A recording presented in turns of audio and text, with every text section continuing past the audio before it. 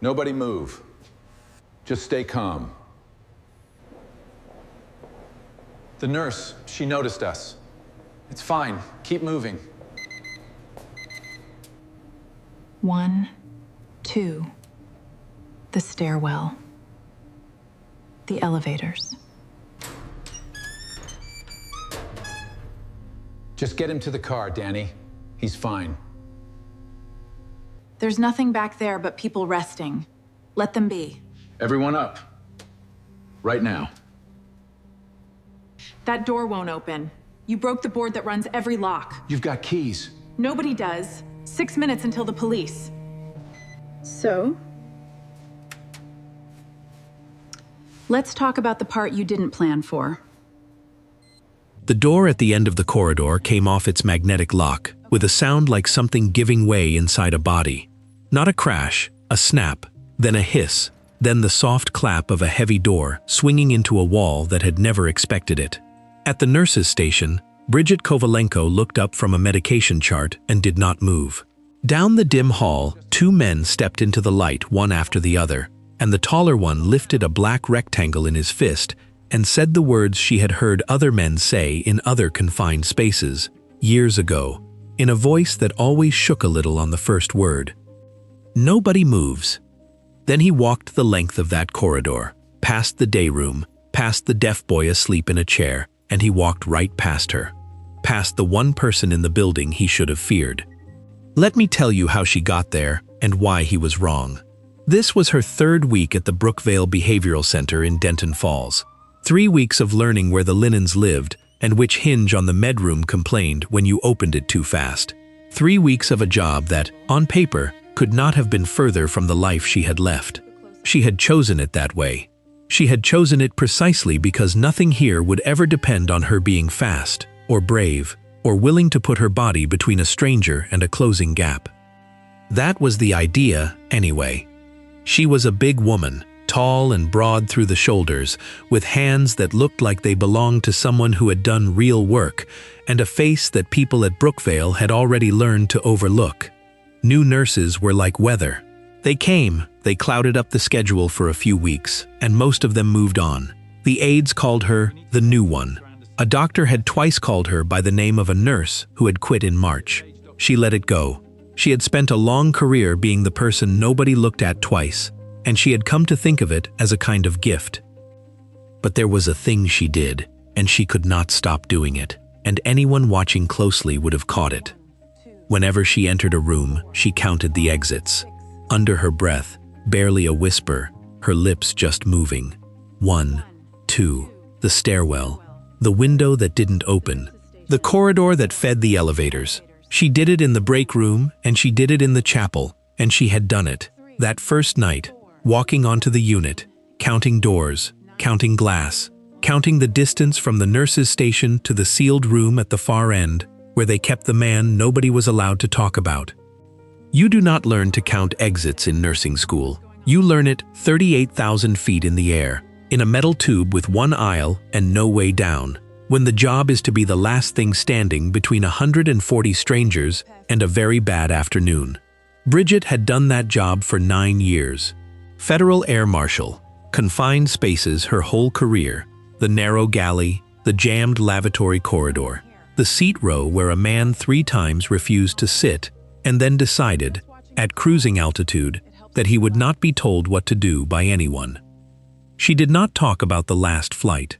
She had a scar under her collarbone she called a surgery, which was true, and a reason she left that she called burnout, which was not.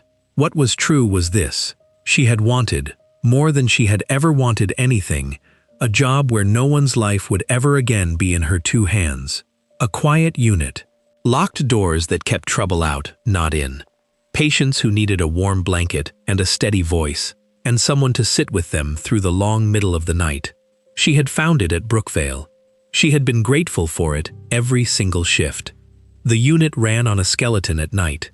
1 nurse, sometimes an aide, and a psychiatrist on call who was usually asleep across town. Bridget had said, in her 2nd week, to the director, a brisk woman named Dana Pilcher who wore her lanyard like a medal, that a locked psychiatric unit with a sealed forensic admit should not run overnight on one set of hands. Dana Pilcher had smiled the way administrators smile. "We've run it this way for years," she said. "You'll find your rhythm."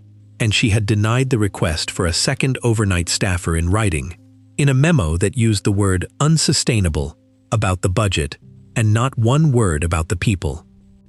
Bridget had folded the memo into her locker and said nothing. She was 3 weeks in.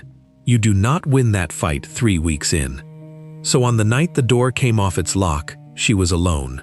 1 nurse, 12 patients, and the man in the room at the end of the hall.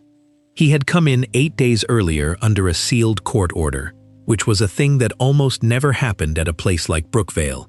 No name on the whiteboard, no visitors, a locked chart.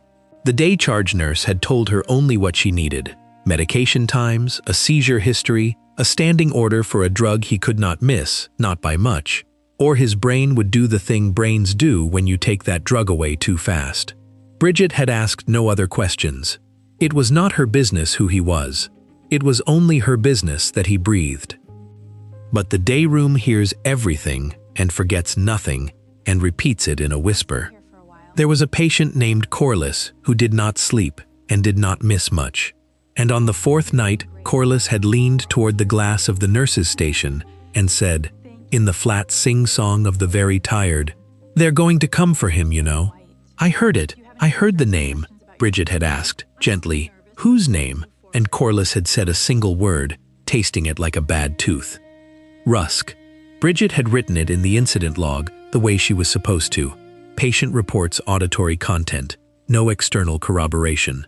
Reassured and redirected, she had believed it was a symptom. She had wanted, very badly, for it to be a symptom.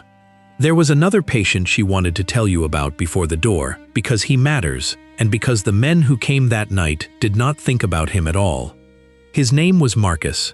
He was 17 years old, and he was deaf, and he had been at Brookvale for 2 months after a stretch of nights that his mother could not manage alone. He read lips when the light was good, and he watched faces the way other people listen, and he had decided, sometime in Bridget's first week, that she was safe.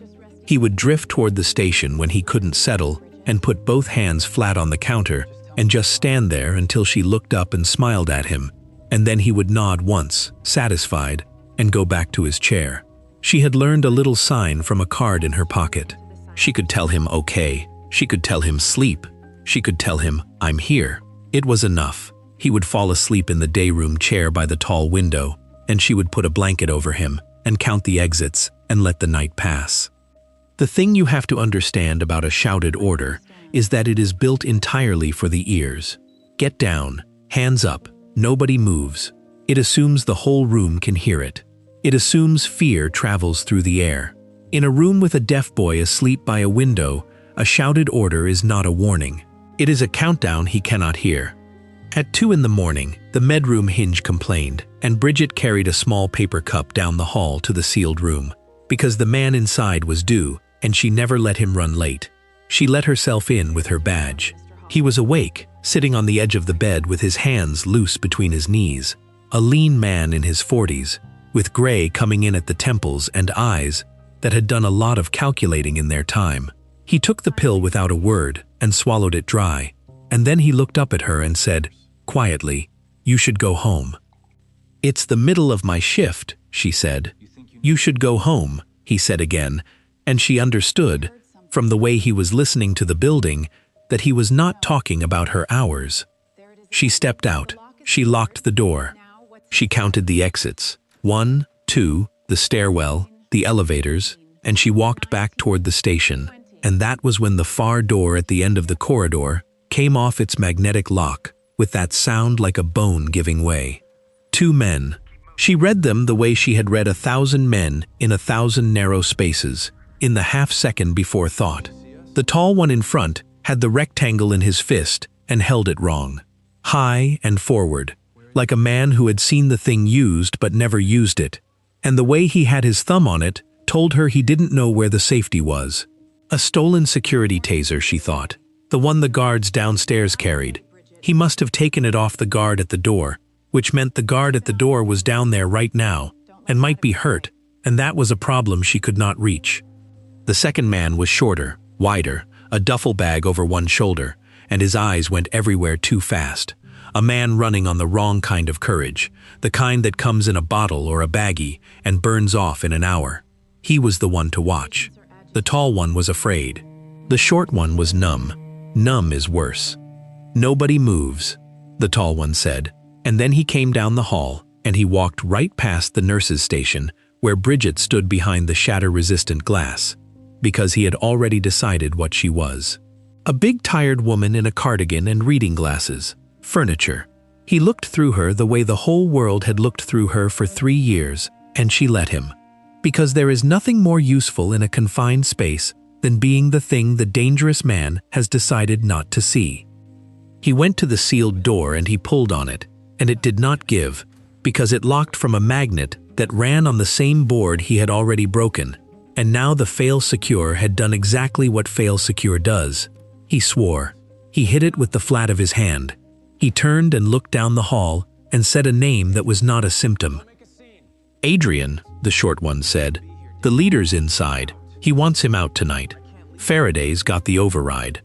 And the tall one, Adrian Rusk, the name that had lived in the day room for 4 nights, said the thing that told Bridget everything about why he was here.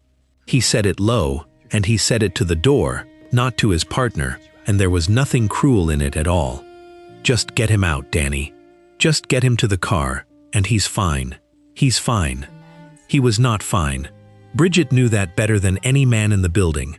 The dose she had given the man 10 minutes ago would hold him for the night, but the standing order that kept his brain from tearing itself apart was not the pill. It was the injection, the one due at 4, the one that lived in a locked drawer 6 feet from where she stood.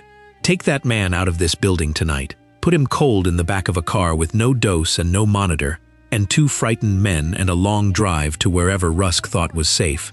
And inside an hour, his body would begin the slow, terrible arithmetic that ends in a seizure that does not stop.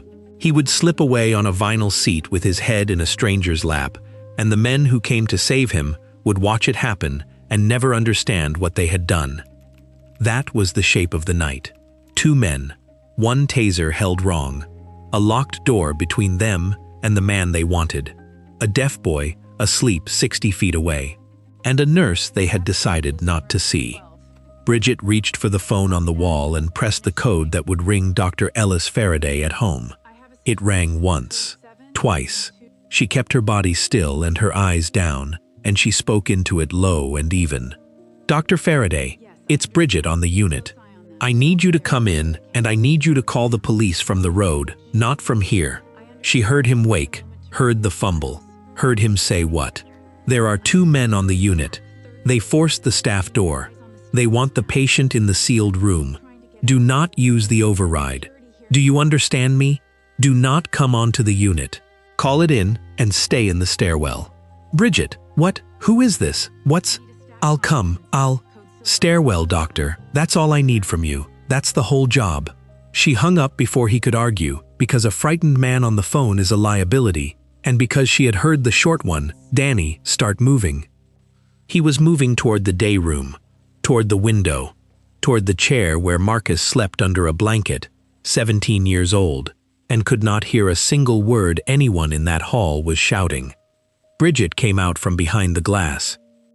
She did it slow, hands visible, the way you move so that a scared man's finger doesn't do something his brain hasn't decided yet. "Hey," she said, soft, to Danny. "Hey, there's nothing back there but sleeping people. Let them sleep." Danny's hand went into the duffel and came out with something short and dark. Not the stolen toy Adrian was fumbling with at the door, but the real thing, oiled and certain, and every one of Bridget's 9 years came back into her at once, quiet and cold, and set her down inside that one fact. He was pointing it at the day room, at the shape under the blanket, and he was saying, everybody up, they get up," to a boy who could not hear him, and in about 3 seconds, Danny was going to read that stillness as defiance. "He can't hear you," Bridget said. "Get him up. He's deaf. He is a deaf child and he cannot hear you, and if you shout at him, he will not understand. and you will do a thing you can't take back. She was between them now. She had put herself in the aim line the way she had promised herself she would never do again, and she found that she had not decided to. Her body had decided. Her body had never really left the aisle. Let me wake him. He knows me. Let me. Danny's eyes came to her, really came to her for the first time, and she watched him try to sort her into a category and fail. She used the fail. She always had. I'm just the nurse, she said, gentle, spreading her useless hands. I'll get him up. I'll get everybody quiet. You don't want a room full of screaming, do you? You want quiet. So do I. Down the hall, Adrian said, Danny, leave the patients. We need Faraday. Bridget filed that away. They needed Faraday. They needed the psychiatrist. They thought the doctor had the override to the sealed door, which meant they did not know the override board was fried, which meant every minute they wasted waiting for a doctor who was standing in a stairwell was a minute the man in the sealed room stayed alive. She turned her back on the barrel, the hardest thing, always, turning your back. And she walked to Marcus, and she crouched, and she put her hand flat on the counter of his sleep, the way he put his hand flat on hers. She touched his shoulder. His eyes came open and found her face, and for 1 second there was only the ordinary trust of a boy who had decided she was safe. Then he saw, past her, the men. He saw the shape of the room, and his breath went high and fast the way a trapped thing breathes. She signed to him, I'm here, slowly. Okay. She put her palm to her own chest, and then to his, the small language they had built between them, and she mouthed, very clearly, in the good light of the window, stay with me. Do what I do. His eyes were huge and wet. He nodded. He nodded because she was safe, and she felt the weight of that nod land on her like the whole building. Now, here is the part I have thought about the most, in telling you this. Because the woman who did the next thing had spent 3 years trying not to be the woman who could do the next thing. She stood, and she walked back toward the nurse's station, and on the way, without hurry, she took off her cardigan. She folded it once and set it on the counter. She took off her reading glasses and set them down beside it, lenses up, and they clicked against the laminate, a small, precise sound. She pulled her hair back off her face with a band from her wrist. She was not putting on a costume. She was taking one off. For 3 weeks, she had been the new one, the tired one, the furniture. She let all of it slide off onto the counter with the cardigan and the glasses, and what was standing there when she straightened up was the thing she had buried, the thing that had walked 100 aisles, the thing that counted exits in her sleep. Adrian Rusk, at the far door, saw the change and did not understand it. He only knew that the tired nurse was suddenly standing very differently. You, he said, come here, you've got keys. I do, she said. You've got the key to that room. No, she said. Nobody does tonight. You broke it. When you took the lock off the staff door, you killed the board that runs every lock on the unit. That door's magnet failed secure. Your doctor can stand here all night with an override, and it won't open, because there's nothing left to override. You want that man, you're going to have to come through it with a saw, and you don't have a saw, and you have... She looked at the wall clock without hurrying. About 6 minutes before the officer your Dr. Faraday is calling right now gets here. So, let's you and me talk about the part you didn't plan for. Before I tell you what she said next, let me say the thing plainly, because it matters, and because so few people ever say it. The whole reason she had a way in was that she had listened. She had listened to a frightened man tell a locked door that his partner would be fine. Just get him to the car and he's fine. She had heard the shake in it. That shake was not a killer's shake. It was a man who loved someone and had done a terrible, stupid, hopeful thing to get him back. If this story has stayed with you so far, if you've ever been the person in the room that no one thought to look at, then stay with me to the end, because the last thing she does is the whole point, and I'd be honored if you'd hear it. That's all I'll ask of you here. He's not your prisoner in there, Bridget said to Adrian, gentle now, the way she'd spoken to Marcus. He's yours. That's why you came yourself, instead of sending someone. That's why you keep saying he'll be fine. You need him to be fine. Adrian's jaw worked, and his free hand came up and pressed flat against the sealed door, fingers spread on the reinforced glass, as if he could reach the man through it. The taser in his other hand had drifted down without his noticing, the barrel of a thing he didn't know how to use pointing now at the floor. "Shut up," he said, but there was no floor under the words, and he did not take his hand off the door. "He has a seizure disorder," she said. "You know that. You've seen it. You've probably held him through one. But here's what you don't know, because they wouldn't have told you, because it's the whole reason the court put him in a place like this instead of a cell. The medicine that keeps his brain from tearing itself apart isn't a pill you can grab from a drawer and take with you. It's a scheduled dose, on a clock, given here. I gave him what holds him tonight 10 minutes ago. The next one's due at 4. You take him out of this building without it, cold, in a car, hours from a hospital, and his body starts a countdown. And I promise you, Adrian, I have seen exactly what's at the end of that countdown, and it is not a man who's fine. It's a man seizing in the back seat until his heart quits, and you and Danny watching, and no way on God's earth to stop it. The silence in the corridor had a texture. Down in the day room, Marcus watched her mouth, understanding maybe one word in 5, understanding all of it from her face. "You're lying," Danny said, but he said it to Adrian, asking. "I count doors when I walk into a room," Bridget said. "Every room, my whole life. You want to know why? Because I spent 9 years in the smallest rooms there are, with people who were sure that what they wanted was worth what it cost, and I learned to see the cost before they did. I'm not lying to you. I don't need to. The truth is enough. If you love him, you cannot take him out that door tonight, and you can't get through it anyway. So the only way your partner lives to see morning is if you let me keep doing my job." "And then what?" Adrian said, and his voice cracked all the way through this time. "They lock him up. He testifies. He's gone anyway." "Maybe," she said. "That's not my part. My part is that he breathes tonight. That's the only part I've ever wanted. Yours is deciding whether you're a man who came here to save him or a man who's about to lose him trying." And here is where the night nearly went the other way, because just then, behind the sealed door, the man made a sound. Not a word, a grunt, low and wrong, and then the flat, wet thud of a body coming off a bed onto a floor. Bridget knew that sound. She had known it before she had a name for it. The dose she'd given held for the night, unless the night wasn't ordinary, unless the stress and the noise and the racing heart of a man who could hear his own name in the corridor pushed his brittle brain over the edge early. It didn't matter why. The clock she had been counting down in her head had just fallen off the wall. The seizure was now. "Open it," she said, and it was not a request anymore. It was the voice that had cleared aisles, and both men flinched from it. "He's seizing, right now. That saw you don't have. You've got a partner on the other side of that door, failing on a linoleum floor, and I am the only person in this county who can help him, and I cannot get in.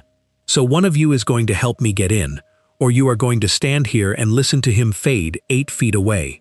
Choose, now."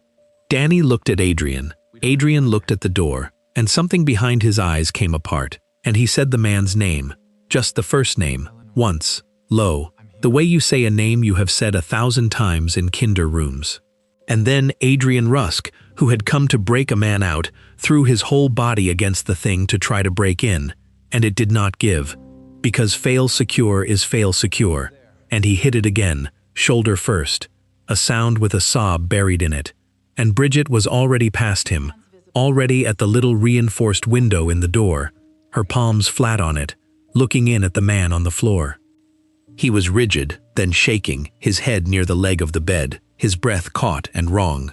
Time started running the way it runs in emergencies, too fast and too slow at once. "The maintenance key," Bridget said, fast, to no one, to herself, to the building. "The mechanical override. Every fail-secure has a mechanical override. It's law. It's a key, not a card." And she was moving, back down the corridor to the station, ducking under the counter. And the men let her, because they were following her now. Both of them, the way a room follows the one person who knows what to do. In the drawer under the med cart, past the soft restraint straps coiled like sleeping snakes, There was a red-tagged key on a ring the day charge had shown her once, in passing, on her first day. And thank God she counted things. Thank God she'd filed it. Thank God for a memory built to survive. She came up with the key. She ran the 60 feet. She jammed it into the mechanical port below the dead magnet and turned it with both hands and through the door and was on the floor beside the man before it had finished swinging. Airway, always airway, before anything, before questions, before the drama of any human moment, because a brain with no air does not care whose partner you are or what you came to do. She rolled him onto his side. She cleared his mouth. She got his jaw forward, got the tongue clear, got the strained breath to smooth into something that moved air. She had the injection now, too. She'd grabbed it from the locked drawer with the same hand that grabbed the key, opened the safe with a code she'd memorized in her first week, because that too was her job.